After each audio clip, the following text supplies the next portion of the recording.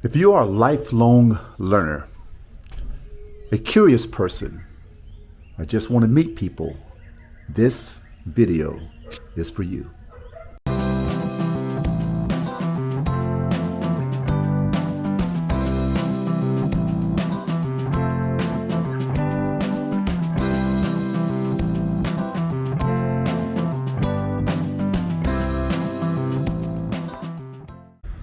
Welcome back to the channel and welcome back to beautiful Chiang Mai.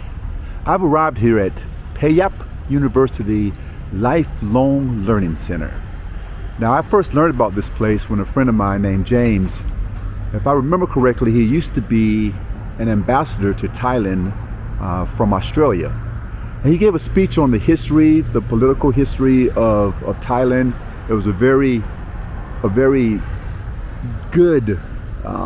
good lecture.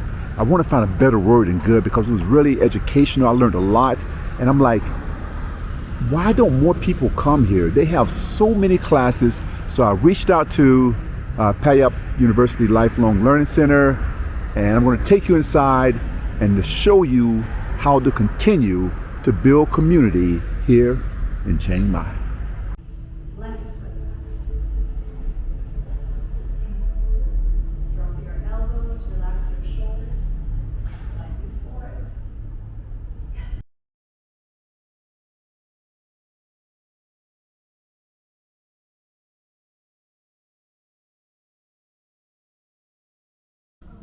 So when I got into the classroom, I didn't get much video. Instead, I put the camera down and decided to join in with the exercise. And I tell you, I'm glad I did. You know, it's easy to look at the group and say, well, these are maybe older people than who you are. But let me tell you something. I don't think you're ever too young or too old, for that matter, to work on things that are important, like your breathing, like your balance.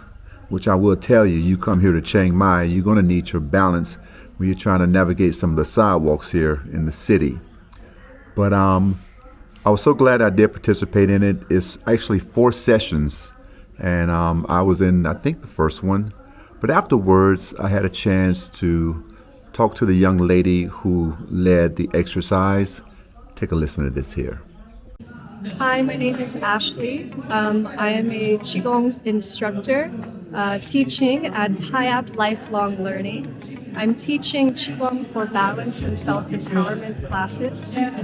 In these classes, we invite seniors and actually anyone to come and learn how to practice skillful body alignment and skillful breathing, which applies to helping them to balance in everyday life. I teach here. We have a lot of uneven sidewalks in Chiang Mai. Okay, not a bad thing, just good training. Okay, so practicing to teach them how to confidently conquer their environment in Chiang Mai in whatever daily activities they're engaged in. Well stated. Well, thank you for your time. I was able to take part of maybe the last 15 minutes. And I can see how it can be beneficial because you're combining movement as well as breathing. And I just thought that was wonderful. So thank you. Thank you. Okay. Thank you very much. So due to the generosity of the Lifelong Learning Center, I was able to go there on a second day and sit through another lecture, which was entitled In Bangkok, Siam's Capital Through Foreign Eyes, 1895 to 1935. So it's the turn of the century, and just to give perspective of what life was like then, everything from traffic to culture, the food and everything in between. And it was an illustrated presentation, whereas they had multiple readers at the table also that read different clips from the book.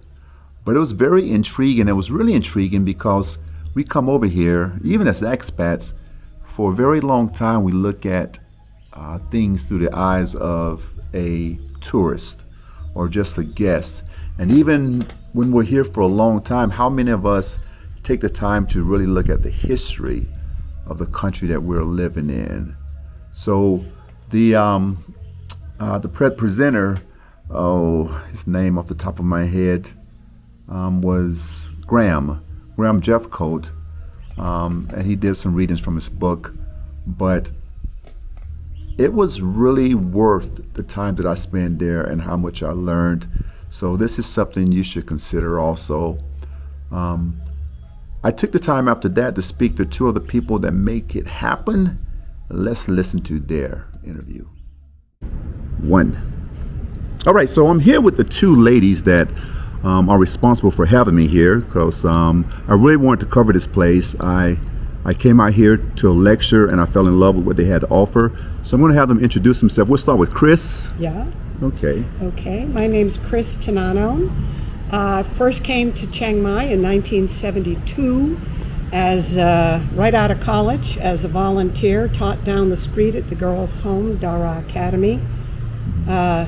Ended up meeting my husband, who is from here. Not my intent, but it worked out. It worked out, and it'll be 50 years that we've been married in 2026. Spent most of my time in Thailand in Bangkok teaching at an international school, but once I retired in 2015, I came back here. And as a retiree, was looking for ways to be involved in the community. And my friend Martha here tapped me to help her with the program that she essentially started, which is the lifelong learning program here through Payap University. And I have just been a member of the planning committee. So helping to plan activities and recruit speakers and arrange, and then just handling all the details that go along with it. And it's been a real pleasure. Very nice. So it's been a pleasure to have you here. Okay. So Martha, yes. So how did you come about? Well, give us a little bit of your background and how you ended up in Chiang Mai as well. Well, I went to Grinnell College in the middle of Iowa, and Grinnell College had a fifth-year abroad travel service scholarship for people who were graduating from the school. And I decided to apply for that, and I had a friend who was sent here from the college 2 years before me, and she kept writing me letters while she was here, and I thought, well, that sounds interesting. And the summer before I was going to graduate, I'd been to Europe, so I thought, well, I don't want to go back to Europe. Why don't I apply for Thailand? Wow. So I was given a scholarship. They paid for my ticket and my visa to get here, and I was assigned to teach at the Prince Royal's College. So I came as a 21-year-old, unmarried, and met my husband here as well. But my husband was an American, and we got married actually in the Prince Royal Chapel. Oh wow! Almost 60 years ago, 2 weeks from now, February 6th. Yeah. That's awesome. And it was wonderful. Unfortunately, he just passed away, but we almost made it to 60 years. Yeah. And we haven't lived here all this time. We went back to the United States, and he did further graduate school work, and I was working in a junior college and then for a foundation in Minnesota when he was teaching at McAllister College in Minnesota. And in 1985, we were invited to come back to Thailand under the Presbyterian Church USA, and John was assigned to work here and to teach at Payap University at the theological school. His field was comparative religion, and they invited me to come and work on the main campus as an assistant to the president for international affairs. And as the years went on, I became the vice president for international affairs, and I started to set up all the international programs at Payap, and retired in 2008.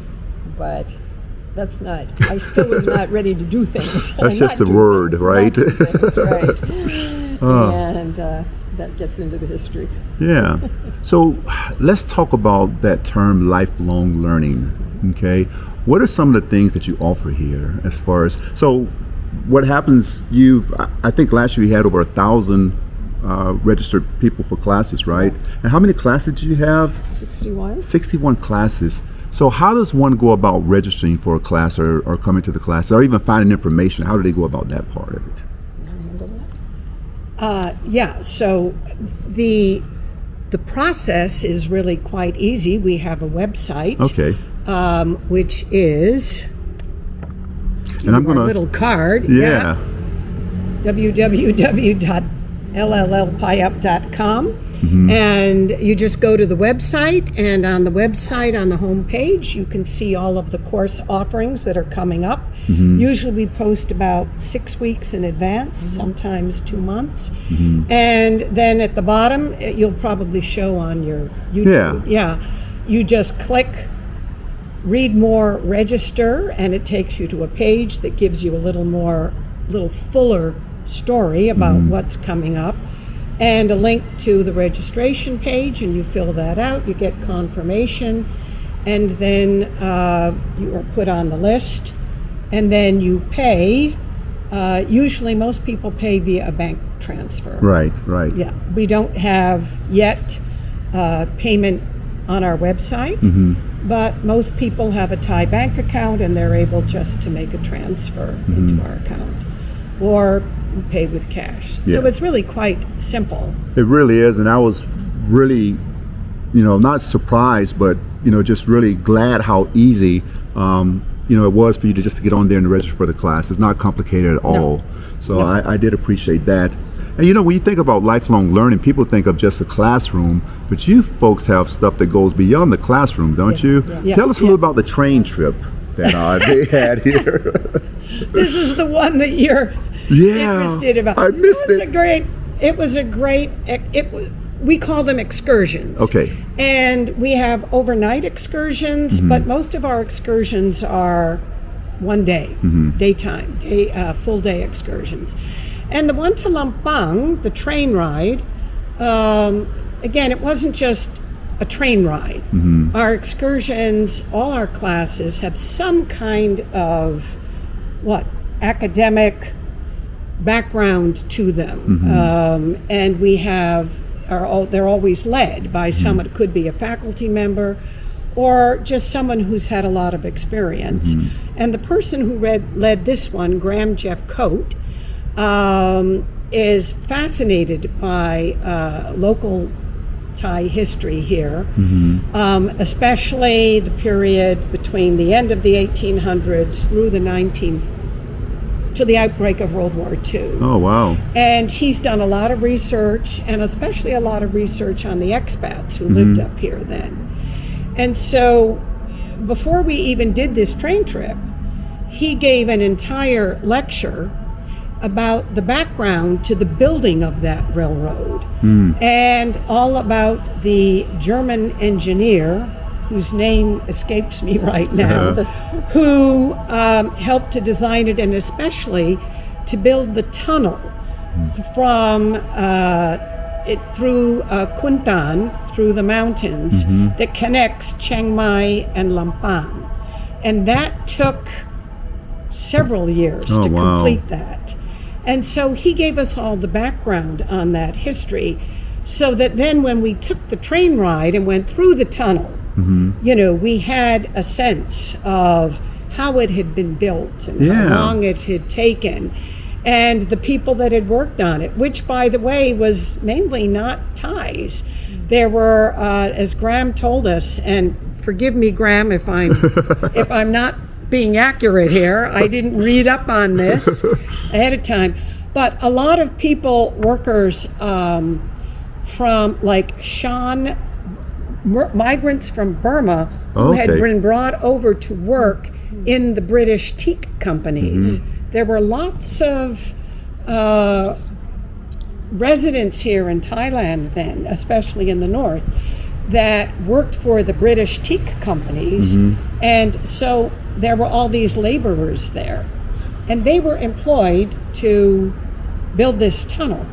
So it was not only an excursion, a ride on the train, it was also a history lesson at the same time. Yes, that's the point. Yeah. Amazing. And when we got to Lampang, we went to a lovely park that had been built there called the Railway Museum.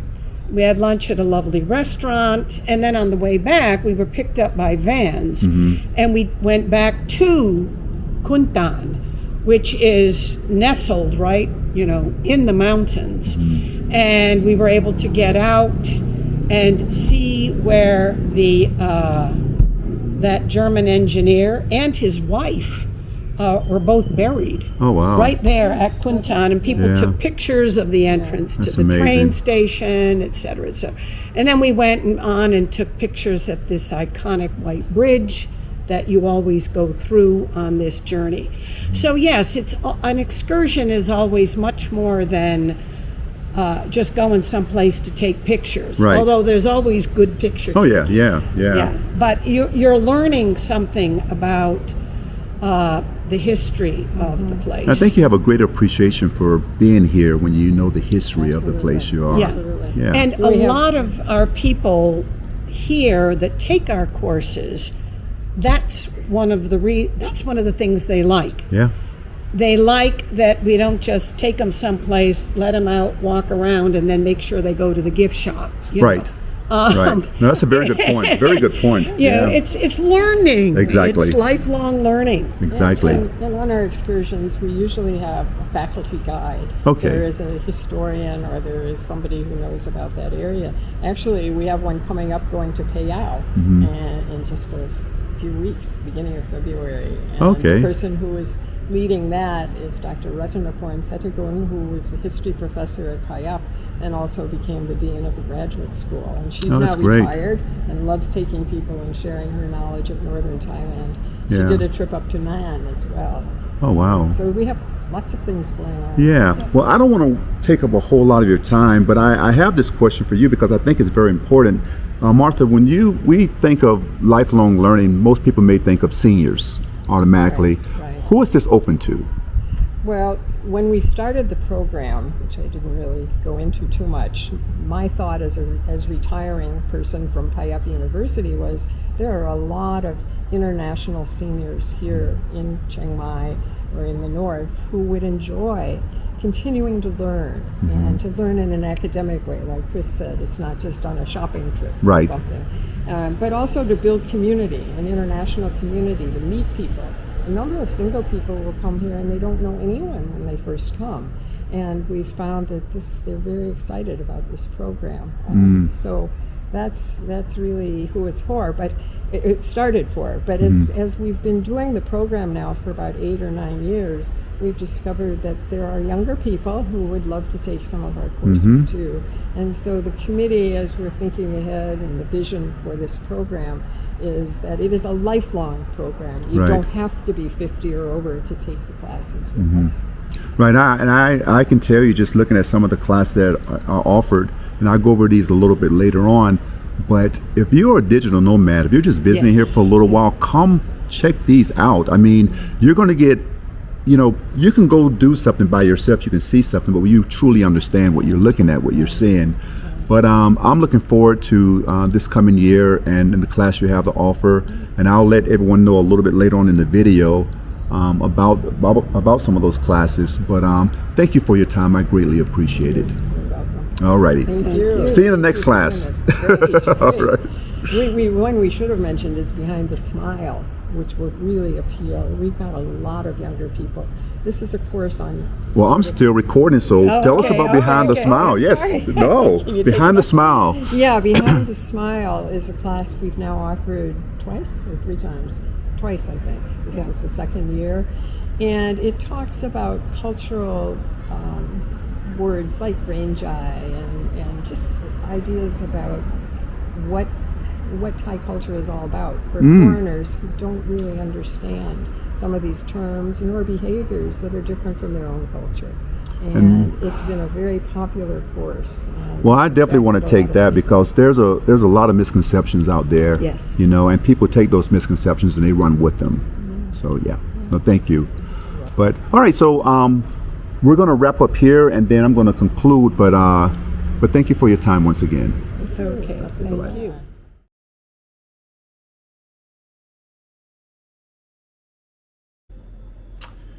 Well, before I go, I really wanted to emphasize something that I think is very important. I would be remiss if I didn't talk about the dedication and the resilience of both Chris and Martha and what they mean to the Lifelong Learning Center at Payap University. So both those ladies, they volunteer their time, and it is a lot of time that they give. And also the board, they also volunteer their time to make sure this is a smooth running machine. The recent floods a few months back, they really impacted the Lifelong Learning Center. I was shown on the walls where there was water up to 4 feet, probably 3.5 to 4 feet, that really shut it down for a while, where they had to go in and renovate a lot of the first floor, which also included a piano that was there. But the floors had to be redone, but they stuck with it. They're back up and running. Let me just tell you some of the classes from 2024. So they did a celebration of Chinese New Year, but also there were things such as the social life of teak. And for those who live over here, you understand what teak means to this country. Cybersecurity workshop they've done. There was also the Thai wars in Laos. There was a presentation on that. Artificial intelligence in you. A musical family tree. Textiles and Atlanta dancing. The railway talk to Kontan and Lampang. And I can go on and on because there were 61 totals. But the one that she spoke of was also the Behind the Smile. It was a 3 days, 3-day presentation. It was amazing from what I understand. But also something like video editing basics for the people that come here. There's so much to learn and do here. And really a shout out to Chris and Martha for making this work. You're doing good work. Keep it up. Once again, thank you for joining me on part 2 of how to build community here in Chiang Mai. I'm off to my next venture. As always, I appreciate you. Please like and subscribe. I love you, and I will see you in the next one.